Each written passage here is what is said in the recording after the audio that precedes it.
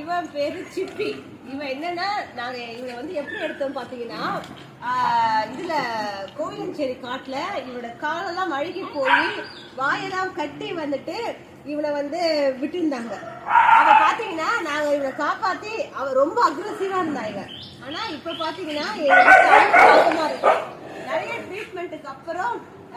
ஏன்னா இவன் வந்து நாங்க ஹாஸ்பிட்டல் அட்மிட் பண்ணப்போ டாக்டர் வந்து ட்ரீட்மெண்ட்டுக்கு ஒத்துழைக்க மாட்டேன்றாங்க, எல்லாரும் கடுக்கிறேன்னு சொன்னாங்க.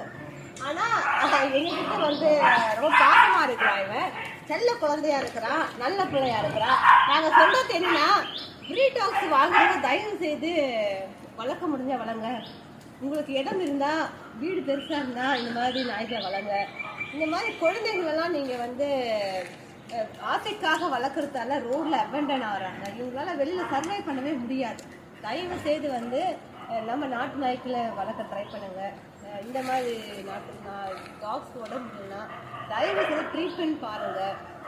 தெருவில் கூட இல்லை, நடு காட்டில் விட்டுருந்தாங்க.